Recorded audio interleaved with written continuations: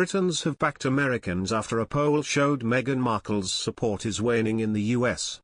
A YouGov poll of 1,000 US adults from May the 18th to the 21st, 2022 found just 45% now having a favourable or somewhat favourable view of the Duchess of Sussex.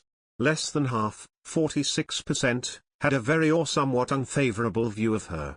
Niall Gardner, a Washington-based foreign policy expert and royal family enthusiast, told that the popularity of Meghan and Harry in the US has declined significantly over the course of the year, and that will continue to decline. The image of Meghan is plummeting in the US as it is in the UK. The Queen is hugely admired in the US, as is Prince William and the Duchess of Cambridge. Meghan's image is significantly falling in the US. Mr. Gardner also claimed royal family fans in the US are bewildered as to why Meghan still retains her Duchess of Sussex title. Express readers echoed the poll, with user Mr. Marmaduke saying, "Royals, you've been taught to love them, I think differently." Another user, Sissy, said, "Meghan's problem has always been believing her own PR.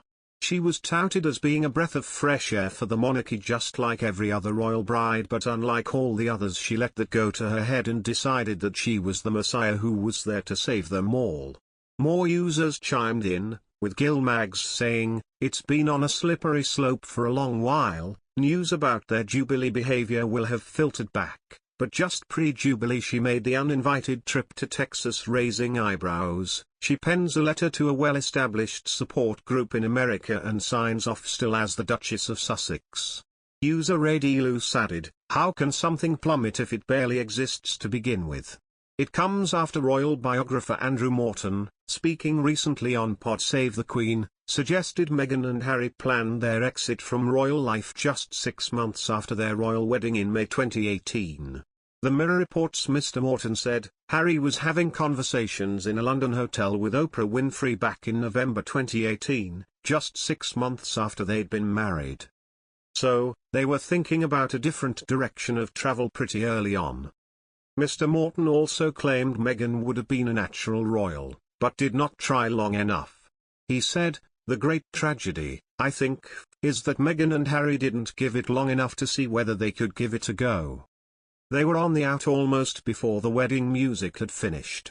Meghan is a natural. I've got pictures of her when she was age 10 leading a march against the First Gulf War at her school."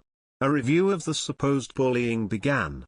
However, just last week, news emerged that Queen Elizabeth would not publicize the report's details, which some royal experts described as a blow for Meghan Markle.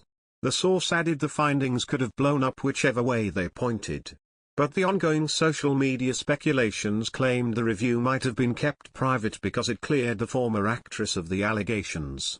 The publication continued that its revelation carried the risk of triggering a new war, which both sides might have gone into battle, whatever the findings might reveal.